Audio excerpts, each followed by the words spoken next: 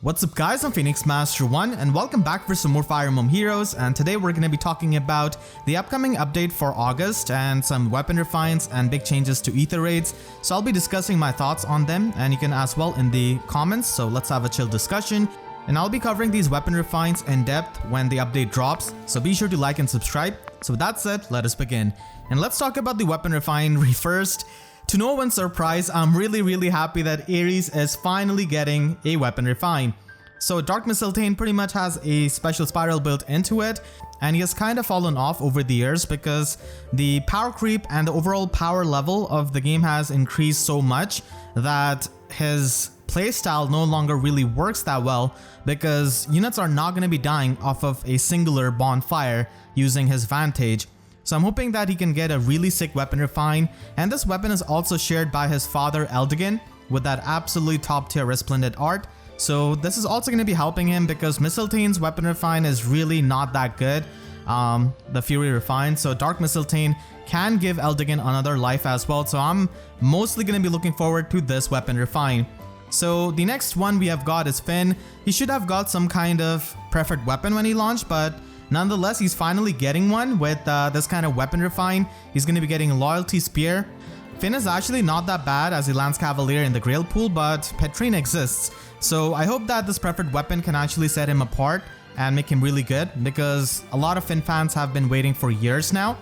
And we also have Laegjarn. So Laegjarn did make an appearance in the last Tempest Trials ending, so kind of did expect Laegjarn to be getting a weapon refine. She does have some insane competition with Alencia, Legendary Ryoma, and so many other sword flyers. So I hope that this weapon refine can double down on her weapon's effect and make it better, because flyers don't really have access to lull skills, but I just hope that her weapon refine is a bit better.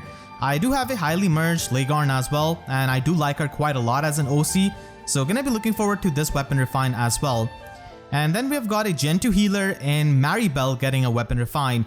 So she has got Trilemma, and they might just give her a preferred Trilemma with some other effect. Trilemma is not the best effect. Honestly wish that this was like a demoted staff because it could be useful in Arena Assault. But yeah, her sprite is just so cute. She gets a Parasoul, which is really amazing. She does have Dazzling Staff in her base kit, so this weapon is definitely going to be having Wrathful Staff built into it. Elise got really good after her weapon refine, but there's also Brave Veronica. Maribelle does have good attack stat, but she's not as fast as someone like Brave Veronica. So this might be some kind of offensive weapon refine, which I'm expecting her to have because of her higher attack stat. The final weapon refine is going to be for Bridal Sanaki, and she's got Nifl Frost Flowers, which does give her extra attack and speed depending on the number of allies within 2 spaces. She can get up to max like +6, but that is not enough in the modern times. So maybe they could double down on the offensive capability of this kind of weapon and maybe give her some kind of rain skill, which kind of I'm expecting on her. Or maybe she can have some kind of orders buff because she is an apostle, so that would make sense in my head. So those are all of the weapon refines. I'm super looking forward to Ares' weapon refine. I hope he gets a good one, and I hope he doesn't get shafted because Eldigan also depends on that weapon refine. So this is a really interesting batch. And now let's move on to the ephemera units this time around.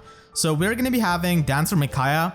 She could be down the line for a weapon refinery whenever they decide that dancers are allowed to get a weapon refine. So she could get one. So you can just add a merge to her with that ephemera.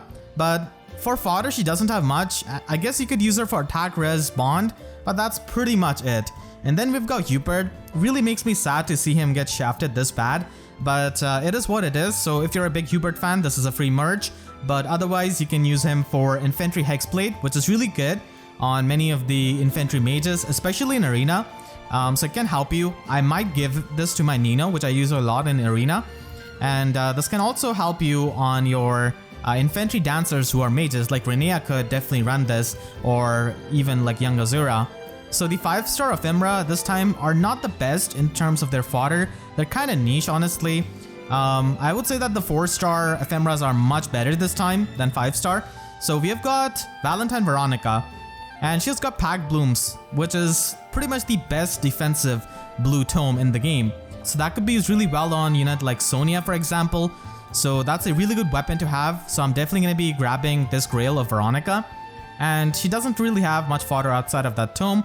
And then we've got Merlinus, which I think everyone should grab this ephemera because he's got Wings of Mercy and Root Position. Two great skills that he could inherit at the same time. And I definitely need a lot of Wings of Mercy, so definitely going to be getting him as well. Then we have got Valbar. He does provide you with HP attack too, and that's pretty much it. His fodder isn't really all that great. And Arthur does give you HP plus 5. Lancebreaker 2 I guess is decent for Arena Assault. And finally Cecilia gives you Escape Route, which can definitely be pretty useful in something like Resonant Battles for example. So the ephemera pool for August isn't really the best this time around with the 5-star ones, but the 4 stars do have Veronica and Merlinus. And now let's move on to the Aether Raids change, which a lot of people have been asking me to cover. So they're adding a new offensive structure in Safety Fence, and this is going to be a level 1 structure that you can obtain by spending 500 Heavenly Dues. And by now most people should be having thousands upon thousands of Heavenly Dues, unless you invested all of them into Aether Raids offense structures. So basically this kind of structure is kind of a band-aid solution to the turn 1 super aggressive teams like Return Trap teams, Restore Trap teams, Dancer Trap teams. So this structure, I'll try my best to explain this because its description is kind of confusing. So this structure right now is only going to be level 1, which means that it can only work on turn 1. So on turn 1, after all of the skills are activated of the defensive team's turn, like Chilled skills, Ploy skills, Sabotage skills, all of that stuff, when it's activated, and if your team is outside of the threat range of the opponent's team, then they basically end their unit's action immediately, so they cannot really move on turn 1. And the other part of this structure is that if you're in the threat range of that defensive team, then you need to make sure that you're within 2 rows and 7 columns centered on the structure. So I feel like this is mainly going to be used on lane 3 and lane 4, because if you want to have this centered around that, you need to put this in the middle, in my opinion, which means that Duma and Catapult do get their value increased. So this is pretty much to nerf the turn 1 teams, and this also lowers the value of something like Odd Recovery, which is crazy for me to think about because now I guess even recovery is going to be a bit better, and Sarah is definitely much better because she's consistent as long as you HP match, so she can get rid of that isolation. And there's also the fact that you can pretty much use the structure to hit and run and also set up your Gale Force, so that is good. But keep in mind that because turn 1 teams are going to be getting nerfed, you're basically going to be getting a lot of Aether Raids defense team that use far save and near save with maybe something like Bright Catria. And now the Hero Fest, which is upcoming, does make sense why they have got both of these save skills, because they pretty much want you to pull on that, and they know that many people who play Aether Raids are going to be pulling on it. I certainly am going to be pulling on it as well. So it basically tries to control the craziness of the turn 1 teams and makes Aether Raids offense a bit better. It also kind of nerfs Legendary Seeker in a way, because you can actually use Even Pulse Tie, which is available in the Divine Code section. So Legendary Seeker is still a pretty strong unit, but it's easier for you to snipe him now, or just set up to snipe him, or just use Even Pulse Tie on Legendary Seeker, and his Quicken Pulse effect is just gone, and his special is no longer pre-charged. And then you can just tank him, and if you have null follow-up, then he's not doubling, and he's not triggering his special. So Legendary Seeker does take a bit of a hit, but still he's a very strong unit.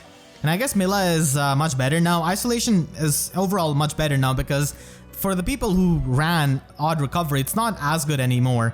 I guess people are going to be using Even Recovery now for turn 2, or Sarah, so that's always going to be a thing. So this is definitely going to be changing Aether Raids offense metagame in a really huge way by making Aether Raids offense easier. So what is my opinion on the Aether Raids offense change with this structure? I personally think that anything that can make the player experience a bit better and keep the player interest is going to be good for the long-term life of the game, as people are going to be staying with this game.